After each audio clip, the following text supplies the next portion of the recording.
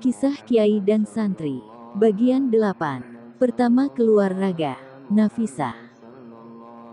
Si Nafisah suruh duduk menghadap kiblat, dan di sini aku menghadap kiblat kau menghadapku. Bayangkan saja Nafisah di antara kita, kau arahkan tanganmu ke perutnya dan aku ke punggungnya, salurkan tenagamu.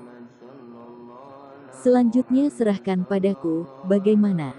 Macan mengangguk, lalu tanpa banyak cakap ia pun menelpon ibunya, dan menyarankan seperti yang kukatakan. Sementara itu Nafisah yang dirawat di rumah sakit Aisyah Bojonegoro, diminta duduk oleh ibunya menghadap kiblat. Aku dan Macan juga duduk berhadap-hadapan, kami berdua berkonsentrasi membangkitkan kekuatan siri yang ada di tubuh kami. Aku rasakan kekuatanku telah bangkit dan mengalir ke telapak tanganku, juga kurasakan ada angin dingin, menghembus lembut dari arah Macan ke arahku. Udara serasa bergumpal-gumpal, aku membayangkan tubuh Nafisah ada di depanku. Memang kekuatan anugerah Allah yang tak terlihat ini begitu dahsyat, aku pernah mencoba pada temanku Tarsan. Saat itu pemuda yang jago manjat kelapa itu di depanku, kami sedang membicarakan tenaga yang ada di pusar. Tapi pemuda itu tak percaya akan ada tenaga sehebat itu, lalu aku menyalurkan tenaga ke tangan dan mengaduk isi perutnya, padahal jaraknya denganku 3 meter, Tarsan muntahkan semua isi perutnya, lalu aku coba menulis namanya di udara dengan jariku, dan kupukul dengan tanganku. Walau tanpa menyentuhnya dan Tarsan terpental. Aku memejamkan mata dan membayangkan tanganku mengambil penyakit usus buntu yang ada di perut Nafisah. Sementara gadis itu yang tengah duduk, merasakan hawa dingin merasuk dari depan dan hawa panas merasuk dari belakang. Lalu dia merasakan seperti ada ribuan semut memasuki tubuhnya, dan seperti mengambil sesuatu dari dalam tubuhnya. Nafisah merasakan seluruh tubuhnya seperti kesemutan. Aku dan Macan masih duduk, menyalurkan tenaga. Turunkan pelan-pelan Ken, tenaganya jangan disentak, kataku memberi aba-aba. Dan selesailah proses pengobatan kami. Aku mengusap peluh di kening dan jidatku, begitu juga Macan. Ku seruput kopi yang penghabisan dan menyalakan rokok. Selanjutnya bagaimana Ian? Tanya Macan. Ya nanti telpon lagi, minta di ronsen ulang, moga-moga aja pengobatan kita berhasil. Sekarang aku tak pamit dulu, kataku. Macan mengantarku dengan motornya, sampai ke terminal Jakarta. Aku berangkat, memilih bus yang langsung menuju barat. Aku mendapatkan tempat duduk, dan tidur setelah bus berangkat. Kondektur membangunkanku, meminta uang tiket. Aku kaget, pias, setelah ingat uangku yang 300 sudah ku berikan Macan semua. Sial aku, sementara kondektur itu menungguku, aku bingung, dah merogoh-rogoh saku, dan di sakuku ada uang 300 ribu. Pastilah Macan yang memasukkan tanpa ku ketahui. Sudahlah yang penting aku punya uang untuk membayar bus. Ku berikan uang 100 ribu kepada kondektur, dan setelah diberikan kembalian, aku tidur lagi sampai bus nyampai di pertigaan barat. Aku turun, ojek datang mengerubutiku.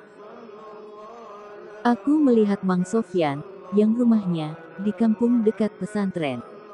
Ojek Mang, kataku ke arah Mang Sofyan. Ke rumah Kiai Yayang, tanyanya. Iya Mang, berapa? Tanyaku. 15 ribu Yang. Gak salah Mang. Ini kan ojek bukan taksi. Sekarang ini BBM dah naik Yang, penumpang jarang, jadi ya kenaikan berlipat, mau gak Yang? Terpaksa aku menyetujui. Daripada ribet urusannya, padahal jarak antara pertigaan dengan lereng gunung ini tak terlalu jauh, paling juga 3 kiloan. Sebenarnya kalau jalan kaki lewat jalan kampung malah lebih cepat, tapi sudahlah. Motor ojek Mang Sofyan segera mengantarku, motor itu menggerung-gerung. Karena jalan aspal yang sudah rusak di sana-sini itu, Lubang-lubangnya penuh dengan air bekas hujan semalam. Jalan yang kulewati ini sebenarnya telah diperbaiki berkali-kali, tapi uang untuk perbaikan jalan kebanyakan disunat sini, maka imbasnya jalanan hanya diperbaiki seadanya, jadi ya begini. Baru beberapa hari kelihatan halus, jalan pun akan rusak lagi. Akhirnya nyampai juga, baru saja ojekku bayar, dan Mang Sofyan berlalu, HP-ku bunyi, segera ku angkat, suara macan dengan nada bahagia. Ian syukur, adikku tak jadi dioperasi, dah sembuh, dan sudah diizinkan pulang. Makasih ya Ian. Wah jangan berterima kasih padaku, kita kan cuma berusaha, kesembuhan ada di tangan Allah jua. Bersyukurlah padanya. Iya, wah ceramah terus. Uangku, kamu masukkan sakuku, tanpa setahuku ya Ken? Tanyaku ketika ingat uangku ada di saku. Ah enggak, ini masih ku pegang. Iya, nanti aku kembalikan, sekarang ku pinjam dulu. Jangan khawatir, nadanya serius. Setahuku macan orangnya tak suka main-main, kalau bilang A ya A, kalau bilang B ya B. Lalu kenapa ada uang di sakuku? Para santri segera menyambutku, dan bersalaman mesra. Mereka seperti saudara-saudara kandungku. Mas Ian udah ditunggu Kiai, kata Mujahidi. Bibirnya masih seperti dulu, dikelotoki karena sariawan, sehingga kelihatan jontor sana-sini, wajahnya juga makin banyak lubangnya bekas jerawat batu dipenceti, malah lebih kelihatan seperti kayu dimakan rayap, yah biarlah itu kesenangannya sendiri. Aku segera berlalu. Kulihat Kiai berdiri di bawah pohon melinjo, aku segera menghampiri, dan bersalaman mengecup tangannya dengan takzim. Bagaimana, macan tak mau? Tanya Kiai. Sambil mengajakku duduk di kayu pohon sengon yang telah mengering, dan telah tumbuh jamur di sana-sini, jamur kecil-kecil berwarna kuning kemerahan. Dia tak mau Kiai. Ya sudah kalau tak mau, nanti kamu menjalani sendiri, kamu sanggup menjalani laku gila. Sanggup Kiai, jawabku mantap. Sekarang pun kalau Kiai memintaku berangkat, aku akan berangkat Kiai. Tak usah buru-buru, mungkin sebulan lagi, nanti setelah sholat asyar, kamu aku bayat, dan nanti malam mulai melatih ilmu Rogo Sukmo.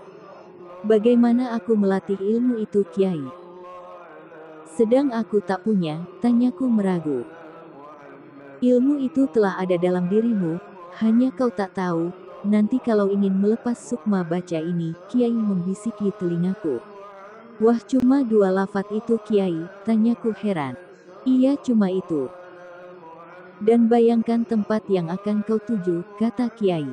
Apakah ada pantangannya Kiai? Tidak ada pantangan, tapi hati-hatilah, karena bila merogoh sukmo, kau akan melihat aneka macam makhluk Allah, dan kalau bertemu jin fasik, pasti akan berantem. Kalau kau merasa tak mampu lebih baik menghindar, dan jika kau butuh sesuatu di alam sukma, bayangkan saja dengan hayalmu. Terima kasih Kiai, saya mau istirahat dulu. Setelah berpamitan aku pun menuju ruang pembuangan jin yang luas, untuk tidur siang sebentar, dan aku agak masuk angin. Maka aku akan meminta pijit pada jin. Pintu gerbang besi bercat hijau kubuka, suara menderit khas besi yang tak pakai oli terdengar. Dan udara dingin menusuk kontan kurasakan, nyees. Lebih dingin dari AC karena udara dalam rumah pembuangan jin ini tak berjalan. Rumah ini walau tak pernah dimasuki orang, tapi tampak bersih keramiknya.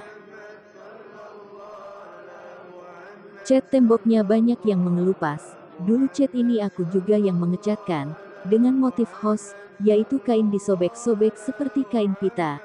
Setelah segenggaman tangan lalu diikat, nah ujung kain itulah yang dibuat menjadi motif, dicelupkan ke cat dan dikecerok-kecerokkan ke tembok. Untuk hasil yang sempurna, cat tembok putih dicampur cat pigmen sebagai pewarna. dan binder sebagai pengikat, maka setelah kering warna akan menyatu, jadi orang melihat seperti kertas wallpaper yang ditempelkan. Warna tembokku motif warna bunga lavender, dan di tembok lainku motif bunga tulip. Aku segera mencari tempat untuk tiduran, aku dekati tiang besar. Kucium bau wangi menusuk, aku tak jadi, karena mengira pastilah jin wanita, nanti bisa-bisa tak tidur, malah main cinta. Aku memilih di ruang sebelah, ruang ini luasnya 8 kali 5 meter, cukup luas, aku menggeletak di pinggir tembok. Kueratkan jaketku, untuk mengurangi hawa dingin. Jam tanganku lihat pukul 11 siang. Kurasakan ada jin yang mendekatiku, dari arah kananku, karena pipiku menebal, kuucapkan salam dalam hati, dan kukatakan aku ingin dipijat, walau aku belum bisa melihat mereka karena rendahnya ilmuku. Tapi aku bisa merasakan kehadiran mereka. Kurasakan tanganku ada yang memegang dan memijit-mijit, juga kepalaku, lalu kakiku juga ada yang memijit, rupanya 2 jin yang memijidiku. Aku mulai keenakan dan mengantuk, sebelum tidur aku minta dibangunkan jam 2, aku pun tertidur. Aku terbangun. Ketika kurasakan ada yang menggelitik kakiku, kubuka mata dan kulihat jam menunjukkan jam 2 lebih 1 menit. Aku pun bangun dan tak lupa mengucapkan terima kasih. Lalu beranjak pergi. Mengambil sabun yang biasa kuselipkan di bawah para-para, kemudian pergi ke sungai. Gak makan dulu mas. Nasinya ada di dapur, kata Jauhari dan Kolil ketika berpapasan denganku. Ah nanti aja, aku segera berjalan di jalan berbatu yang menuju sungai, dan melompat ke pematang sawah. Setelah melewati 2 kotak sawah aku pun sudah sampai di tempat anak-anak pada mandi. Masih ada Tarzan dan Majid masih sibuk mandi, aku pun bergegas mandi. Setelah mengganti sarung dengan celana pendek khusus mandi, aku pun mencebur. Awas mas, banyak lintah. Suara Tarzan memperingatkan, tapi terlambat, karena ada kurasakan sesuatu menempel di dekat mata kakiku. Aku segera keluar dari air dan naik ke atas batu bundar pipih, sebesar kerbau yang ditempati Tarzan mencuci. Wah ketampel lintah nih, kataku melihat binatang hitam ada garis coklat, yang tak lain lintah. Biar mas tak ambilnya mas, kata Tarzan. Kemudian tanpa jijik, membetot lintah dari kakiku. Untuk apa Zan? Biasa mas, untuk memperbesar. Jangan terlalu besar, nanti tak ada wanita yang mau menikah denganmu loh. Setelah mandi aku cepat-cepat kembali ke kamar, dan sholat duhur, melakukan zikir setelah sholat, dan pergi ke dapur. Ternyata teman-teman masak urap, yaitu sambal kelapa, karena paling mudah, kelapa tinggal manjat, lalapan daun pepaya dan daun kopi muda, sedap juga. Setelah makan terdengar azan sayup-sayup sampai dari masjid yang teramat jauh. Aku bergegas mengambil air wudhu dan sholat asyar. Setelah zikir aku pun menghadap Kiai, untuk dibayat. Teman-temanku semuanya telah berkumpul. Aku pun diminta duduk menghadap Kiai, tangan dijabat dan menerima ijab, dan qabul, seperti dalam pernikahan. Cuma isinya bukan tentang nikah, tapi siap sedianya diri menjalankan syariat Islam secara kafah, dan bersedia menjauhkan diri dari segala macam perbuatan dosa. Bayat pun selesai, dan kami mendengarkan petuah-petuah kiai, dari bagaimana bayat dilakukan oleh Rasulullah. Dan dijelaskan untung ruginya. Hari makin sore, para santri melakukan tugasnya masing-masing, aku memilih memasak. Menggoreng jengkol dan membuat sambal tomat, wah sedap sekali. Malam itu setelah isyak aku disuruh Kiai latihan ilmu rogo sukmo dalam kamar. Pintu kamarku kunci. Deg-degan juga aku, karena aku belum tahu akan bagaimana nantinya.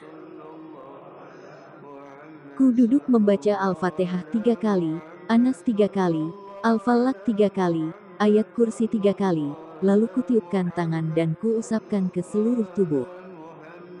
Kemudian aku tiduran, memejamkan mata dan membaca doa yang tadi siang diajarkan Kiai. Tak lupa membaca basmalah 3 kali tanpa napas. Les. Aku seperti begitu saja tertidur, tahu-tahu aku telah di atas tubuhku sendiri.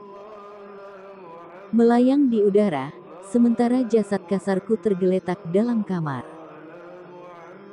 Aku segera keluar kamar menembus dinding, bersalto di udara, terbang ke sana kemari, hinggap di pucuk pohon kelapa, lalu terbang lagi, sungguh terasa bebas dan nyaman. Aku menghampiri majelis zikir, masih melayang-layang.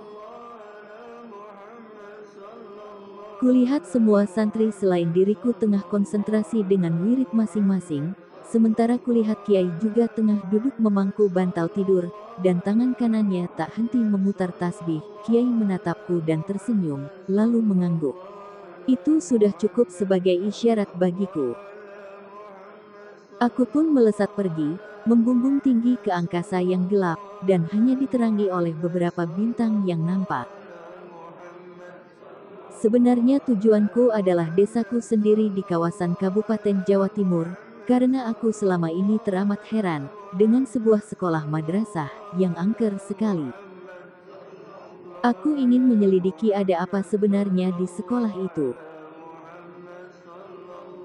Madrasah itu awalnya di sebelah rumahku, tapi karena di sebelah rumahku terkena rencana perluasan masjid, maka madrasah itu dipindah ke lahan kosong. Untuk membangun madrasah itu tentulah dibutuhkan tanah urukan untuk menyamaratakan tanah. Dan tanah untuk batur itu diambil dari tanah sekitar, maka terciptalah parit, hampir mengitari madrasah. Kalau kemarau parit itu sama sekali tak ada airnya, sampai tanah dasar parit retak-retak. Tapi kalau musim hujan datang, parit itu penuh air, dan anehnya, akan banyak ikan muncul di parit itu. Dari ikan sepat, mujair, lele, bandeng, dan ikan-ikan yang lain. Anehnya kalau ikan itu diambil dan dimakan, maka orang yang memakan akan keracunan. Madrasah itu jauh dari rumah penduduk, rumah paling dekat adalah 70 meteran. Sehingga madrasah tak diberi penerangan listrik mengingat kalau malam madrasah tak digunakan kegiatan apa-apa, tapi memang ada lampu bohlam dan dulu sudah terlanjur dipasang, tapi belum sempat diberi saluran kabel listrik, tapi sungguh aneh walau tanpa saluran kabel. Kalau malam lampu di madrasah itu sering menyala sendiri. Keluarga yang tinggal paling dekat dengan madrasah itu adalah keluarga Pak Makrum, yaitu istrinya Burah, anak perempuannya usia 11 tahun, dan kedua anak laki-laki, yang satu berusia 9 tahun, yang satu berusia 2 tahun. Keluarga Pak Makrum adalah pindahan dari desa lain. Tapi tak sampai setahun tinggal di situ, semua keluarganya meninggal satu persatu. Dari si balita meninggal, disusul kakaknya lagi, kemudian istri Pak Makrum, dan terakhir Pak Makrum sendiri meninggal selang 1 bulan. Anehnya tanpa didahului sakit sama sekali. Yang selamat adalah anak Pak Makrum yang telah menikah dan dibawa hidup di daerah suaminya.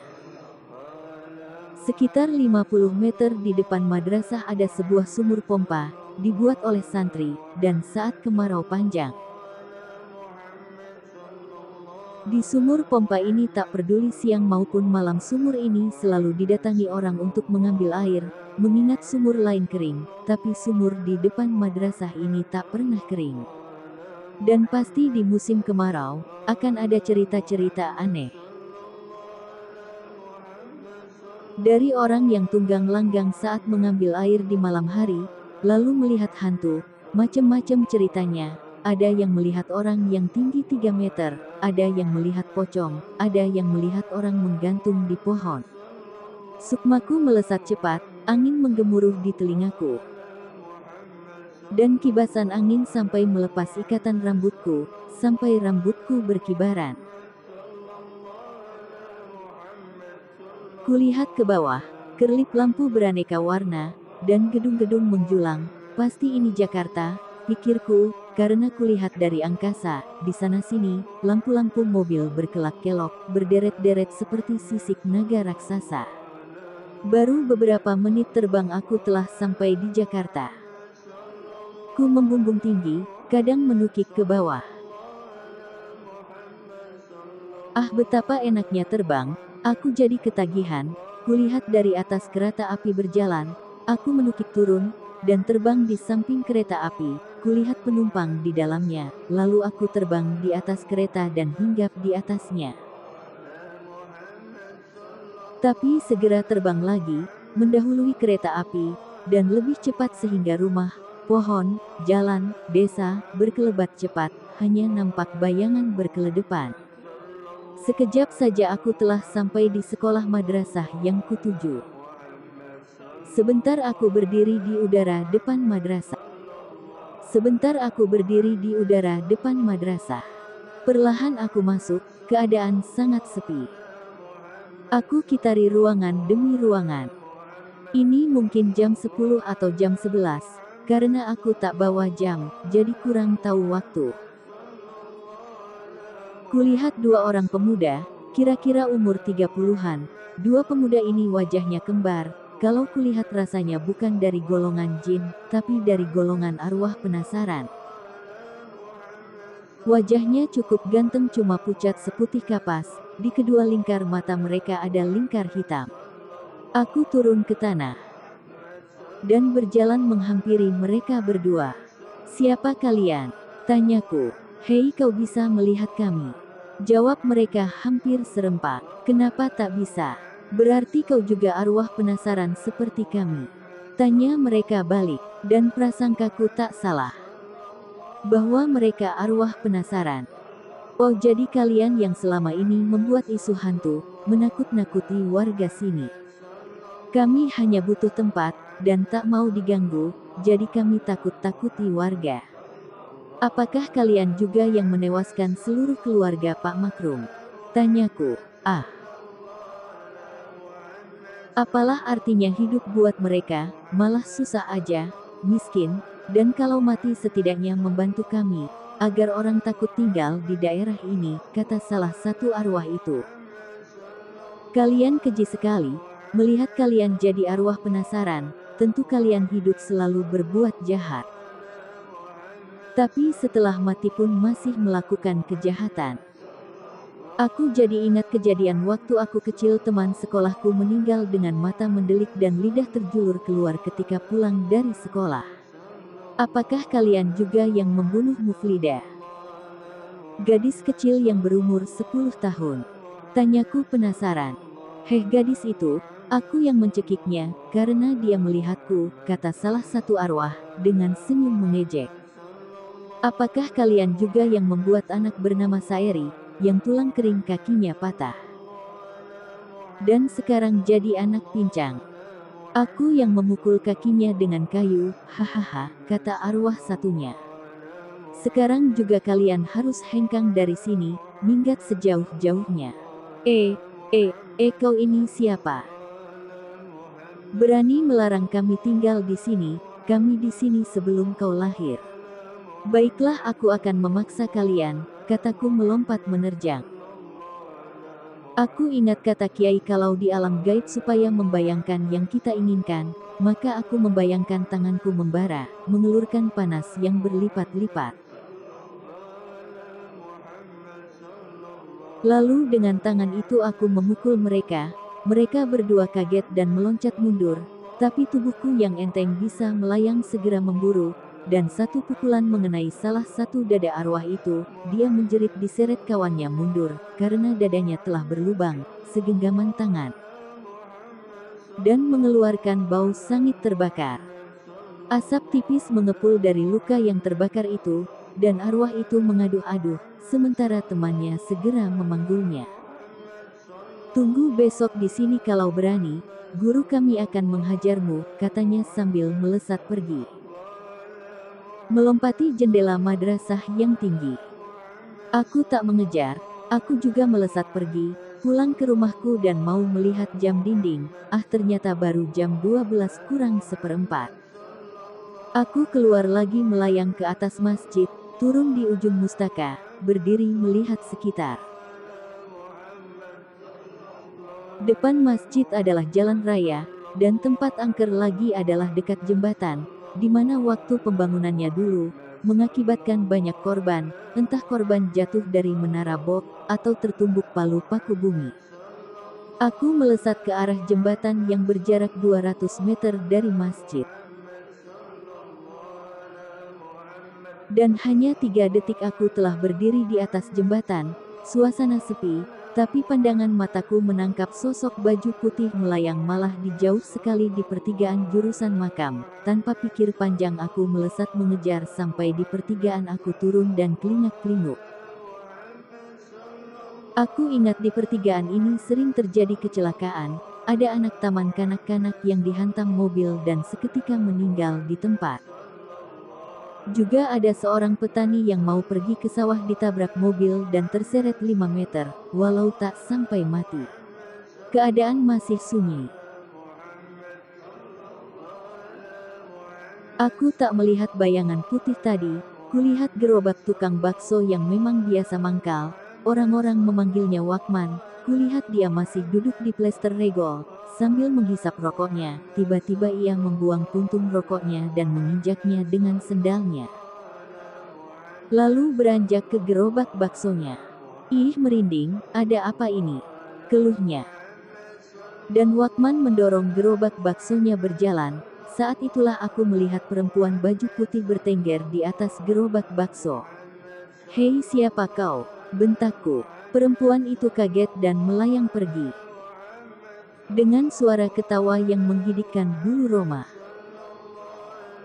Aku pun segera mengejar, pasti ini kuntilanak, dia melesat ke arah rumah salah seorang pengasuh pesantren. Karena melayangnya pelan, aku pun dengan mudah menyusul, dan menghadangnya. Jangan tangkap aku, dia menangis. Aku tak bermaksud menangkapmu, tapi aku hanya ingin tahu kau ini siapa. Tanyaku dengan lembut.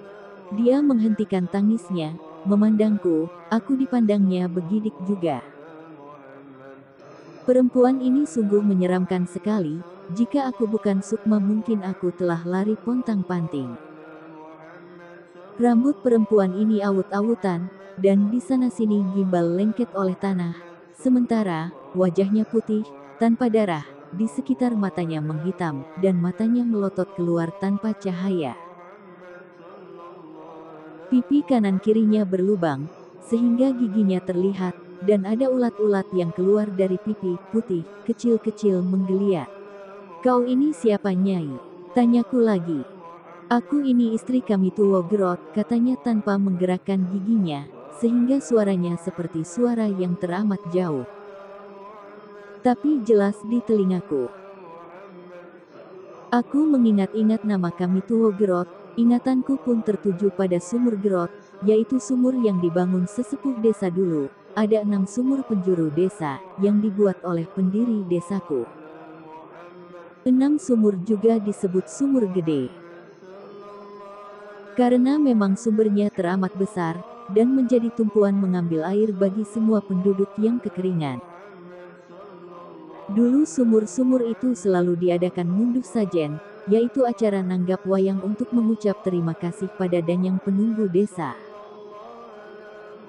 Tapi setelah disadarkan oleh Kiai Fatah dan Kiai Sidik maka acara-acara itu pun dihilangkan. Kami Tuwo Gerot, aku berpikir. Dan ada kami Tuwo ya adanya di Kampung Degan. Sampean dari mana nih? Dari kampung apa? Petik 2. Aku dari Kampung Degan, suaranya masih tetap terdengar dalam. Kok sampean kelambrangan gak karu-karuan begini nih? Boleh aku tahu sebabnya? Perempuan ini menjerit melengking kemudian dia menangis hahaha, perempuan. Jadi hantu masih juga cengeng. Aneh begitu saja kisah perempuan di depanku ini, terpampang runtut seperti melihat film layar lebar, namanya juga alam gaib, jadi serba gaib, nyeleneh dan tak masuk akal. Perempuan ini bernama Sunti. seorang ledek dari daerah Tambak Boyo. Untuk mendapatkan penglaris maka dia mencari orang yang mumpuni dalam memasang susuk pengasihan. Ada orang yang menyarankannya ke tempat Kamituwo Gerot, maka pergilah Sunti ke tempat Kamituwo, yang umurnya lebih pantas jadi ayahnya. Sunti umur 18 tahun dan Kamituwo umur 45 tahun. Saat itu Kamituwo adalah duda, yang istrinya minta cerai, karena tak tahan dengan kesenangan suaminya yang suka main perempuan. Memang ilmu kejawen Kamituwo terkenal ampuh, dari ilmu kekebalan, aji kesantikan, sirep, gendam. Pasang susuk pengasihan sampai aji pelet, sehingga jangankan perempuan yang masih perawan, yang sudah punya suami pun bisa dibuat meninggalkan suaminya. Melihat Sunti yang cantik, menik-menik, tentu saja Ki Gerot langsung jatuh hati, maka ketika tahu gadis itu meminta susuk pengasihan, maka Ki Gerot pun memberikan susuk yang terbaik, tapi juga memelet Sunti dengan ilmu pelet yang paling hebat. Maaf, sebenarnya ini tak pantas diceritakan. Tapi semoga menjadi pelajaran untuk tidak mendatangi aneka macam dukun dan paranormal. Pelet yang dipakai Ki Gerot adalah kulit kemaluan wanita perawan yang meninggal di Rebu Wage. Jika ada perempuan meninggal di saat itu maka Ki Gerot malamnya akan membongkar makamnya dan menguliti kemaluannya mayat. Setelah itu, kemaluan tadi dikeringkan, dan bila dibutuhkan akan dicuil sedikit dan dicampurkan dalam minuman, dengan mantra-mantra. Malang nasib Sunti. Dia meminum teh yang telah dicampur ramuan pelet yang ganas itu. Seketika gadis itu mabuk kepayang pada Ki Gerot, dia seperti telah minum bergalon arak cinta. Maka ketika Ki Gerot menuntunnya ke kamar dan mengajaknya berzina, Sunti tak kuasa menolaknya. Begitu juga ketika Sunti telah pulang ke rumahnya dan Ki Gerot melamarnya, maka Sunti pun ho aja. Setelah menjadi istri Ki Gerot, Sunti masih menjadi penari ledek, karena didukung oleh susuk Ki Gerot yang ampuh. Sunti pun menjadi ledek yang laris dengan bayaran tinggi, dan uangnya semua masuk ke kantong Ki Gerot, membuatnya jadi orang terkaya di Kampung Degan. Tapi sesuatu yang dilakukan di luar sunatullah atau aturan hidup yang diatur oleh Sang Pencipta, maka adalah kerusakan. Allah Ta'ala melarang sesuatu, bukan untuk kepentingannya, tapi untuk kehidupan tentram manusia, sebab sesuatu dilarang itu karena bahayanya lebih besar dari manfaatnya. Seperti memasang susuk, karena Allah melarangnya, maka itu adalah perbuatan yang membahayakan diri, dunia dan akhirat. Di samping tidak bersyukur atas anugerah Allah, juga terlalu tak menerima kodrat yang telah Allah berikan. Satu ketika, seperti biasa, Sunti ditambah lagi susuk intan di dagunya oleh Ki Gerot. Awalnya tak apa-apa, tapi selang 3 hari dagu Sunti membiru. Dan Sunti kejang-kejang. Ki Gerot pontang-panting, membawa Sunti ke rumah sakit, tapi pihak rumah sakit tak tahu penyakitnya. Sementara Sunti sudah berulang kali tak sadar, dan akhirnya Sunti meninggal dengan wajah lebam membiru. Hari itu juga Sunti dikuburkan dengan sederhana. Namun esoknya semua orang Kampung Degan geger karena melihat makam Sunti kosong. Dan mayatnya hilang tak tahu kenapa. Awalnya yang tahu adalah penggembala kambing yang biasa menggembala di area pemakaman. Ketika dia tahu bahwa kubur Sunti dibongkar orang, sebenarnya apakah yang terjadi? Malam itu setelah siang tadi Sunti dikuburkan, kira-kira jam 1 dini hari, nampak pekuburan Sunti bergerak-gerak, asap tipis bau daging terbakar menyeruak, tiba-tiba, blek. Terdengar ledakan seperti petasan dalam tanah, dan terlemparlah tubuh Sunti. Seperti gedebok pisang tapi langsung melayang pergi. Sementara itu ketika jam menunjukkan jam 3:15, seorang perempuan tua tergopoh-gopoh, berjalan melintasi jalan raya dekat pemakaman. Orang biasa memanggilnya Nyiyam, seorang dukun beranak yang mendapat panggilan di desa Karanglor. Dia harus melewati pekuburan degan, ada rasa merinding di tengkuk Nyiyam. Perempuan umur 60 tahunan itu menguatkan hati, memang dia rasa malam ini terasa sunyi, suara jengkrik aja tak ada, atau suara katak setidaknya untuk menghiburnya. Hanya suara burung hantu.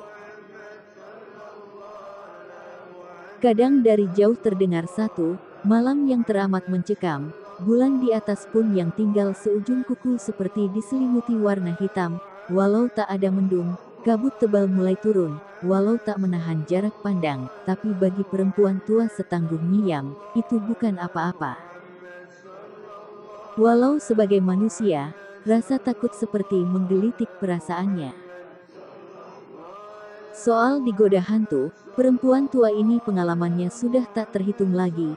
Dari ditiup obornya terus, dilempar ke kali, bahkan pernah ditemukan warga di tengah-tengah pohon bambu. Sehingga warga harus mengeluarkan Nia dengan menebangi pohon bambu.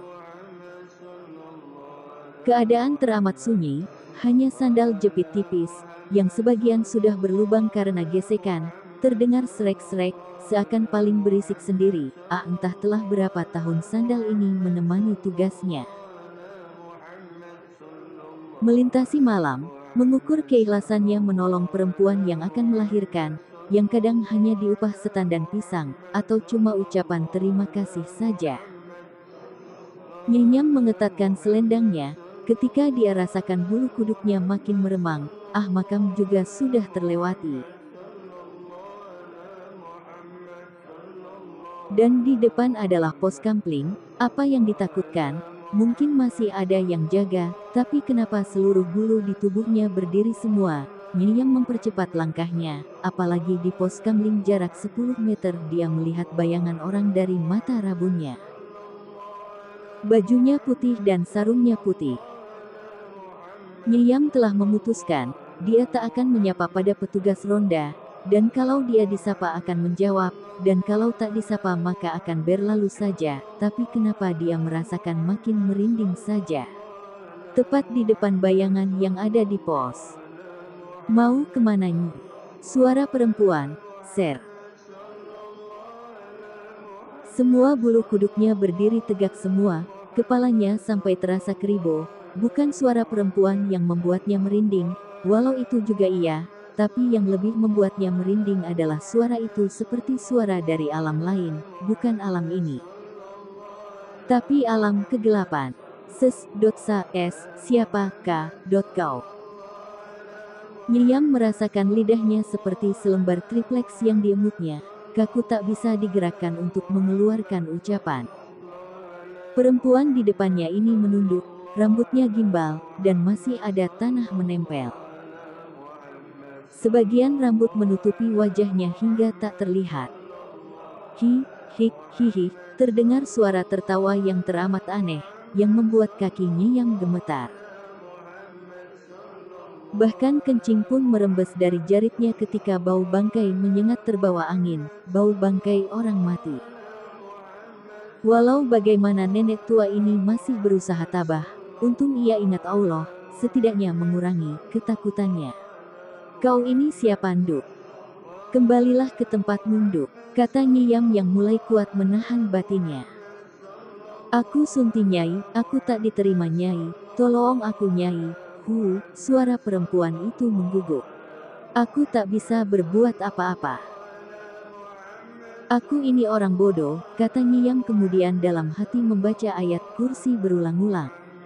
Aduh Nyai panas, aduh kau apakan aku Nyai. Perempuan itu menjerit dan tubuhnya seketika melayang ke atas, dan melayang pergi sambil ketawa hahaha. Sejak malam itu, rumah Ki Gerot pun diganggu dan diteror Sunti yang kerambiangan, sampai karena sudah tak kuat, dukun yang anti ngaji itu pun mengundang orang-orang untuk mengaji di rumahnya, sampai gangguan dari Sunti tiada lagi. Maukah kau ku sempurnakan? Tanyaku pada Sunti. Hihi. Bocah bau kencur, mau melawanku, hihi. Aku tanpa kata lagi jariku kuputar, seakan melingkarinya lalu kutulis bak di tengah, seketika. Hai, apa yang kau lakukan padaku? Tanyanya, karena tubuhnya terkurung. Lalu kubaca basmalah 3 kali, tahan nafas, kulusain halikun ila wajhah. Allahu. Allahu Akbar, tangan yang telah tersaluri tenaga dari pusarku kuhantamkan berbareng, dengan tapak tangan terbuka ke arah sunti, dan, heluk terdengar ledakan kecil, dan sebuah asap mengepul, bersatu tersedot ke satu titik lalu lenyap. Mungkin sudah jam 3 pagi, aku segera melesat. Di atas desaku, melesat kucepatkan, aku ingin mencoba paling cepat les. Kurasakan aku telah ada dalam tubuhku sendiri. Dan kulihat jam tanganku, jam 3:15. Aku menata bantal dan tidur, pengalaman Rogo Sukmo pertamaku. Lumayan mengesankan. Bersambung. Bagian 9.